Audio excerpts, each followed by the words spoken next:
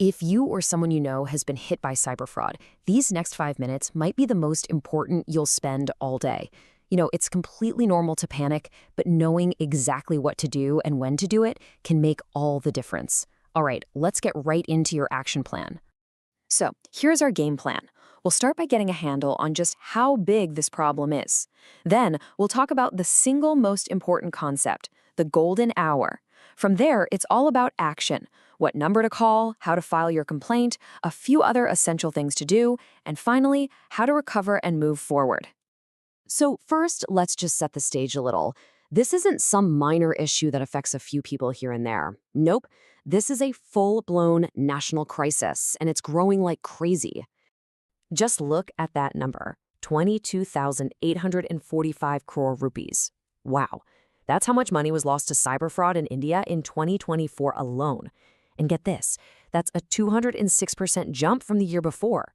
These numbers aren't just statistics, they're a massive wake-up call. And this quote from Niti Aayog really hits the nail on the head. It's not a distant threat anymore. Scammers are everywhere, targeting everyone. High-ranking officials, journalists, our parents, our grandparents. This makes knowing what to do essential for every single one of us. And the scams themselves are getting so much more sophisticated. Take something like digital arrest. This isn't just about tricking you. Scammers are using heavy-duty psychological tactics, creating sheer panic with fake police documents and threats. This is exactly why having a calm, clear plan is your absolute best defense. Okay, this brings us to what is, without a doubt, the most important part of this entire explainer. It's a concept called the golden hour. If you only remember one thing from all of this, please make it this. And look, that's not just some helpful tip. That's a direct quote from a Joint Commissioner of Police. The very second you realize you've been scammed, a clock starts ticking. And how fast you act is the single biggest factor in whether you get your money back, period. So what does this timeline really mean? Well, think about it. In those first few hours, your money has probably only jumped to one, maybe two different bank accounts. The authorities can still trace it and freeze it. But after that, scammers start bouncing it through a whole web of accounts, and it becomes almost impossible to track. That initial window, that's everything. You have to act fast. So what is that very first, immediate action? It's not about logging onto your computer or running to the police station.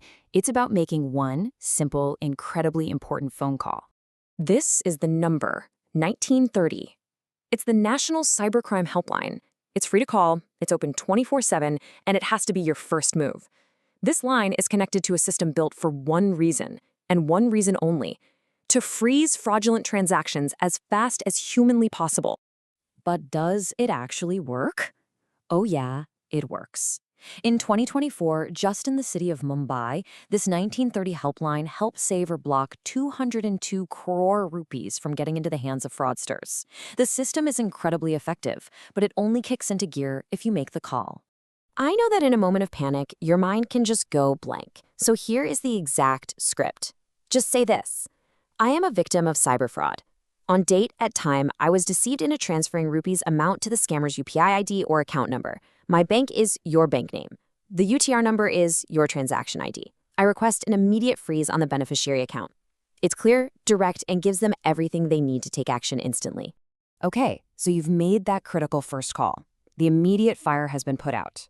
The next step is to create an official, legal record of what happened.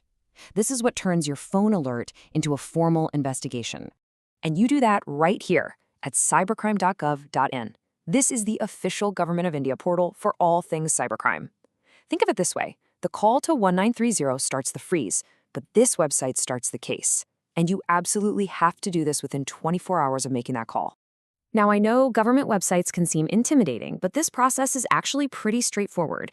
You just go to the site, click File a Complaint, and choose Online Financial Fraud. You'll need to write a clear, factual summary of what happened and then upload your evidence. Things like transaction screenshots, messages from the scammer, a copy of your ID. And once you hit Submit, please save that complaint reference number. It's your key to following up. And you really should report everything, no matter how small the detail seems.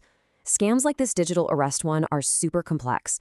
They involve impersonation, fake documents, a ton of psychological pressure.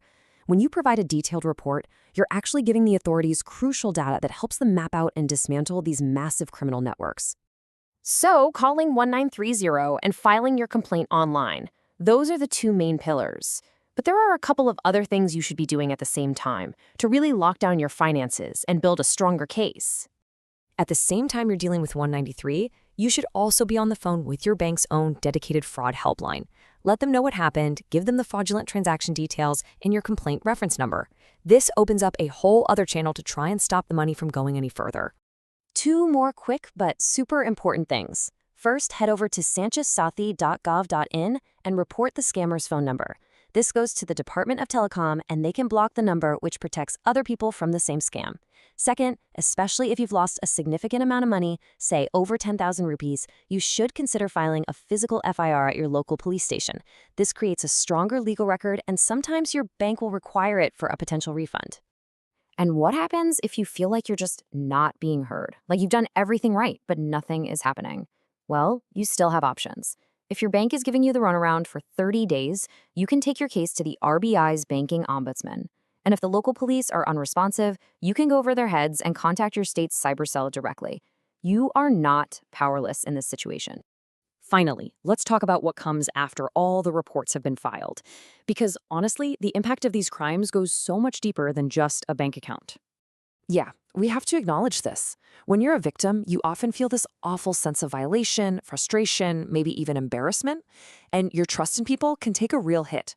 Those feelings are completely valid. The psychological damage is real, and recovering from that is just as important as getting the money back. You know, research actually shows a really clear difference in how people cope. The negative strategies, things like just trying to avoid it or pretend it didn't happen, they usually just make the stress worse. But the positive, proactive strategies, like reporting it, talking to friends, educating yourself on how to be safer, those are proven to help you heal. Believe it or not, taking action is a form of recovery in itself. So there you have it. You now have a clear, step-by-step action plan. You know about the golden hour, you know the number to call, the website to use, and what else to do. The only real question left is who in your life, your parents, your friends, your colleagues, needs to know this too. Because sharing this knowledge is how we as a community start to fight back.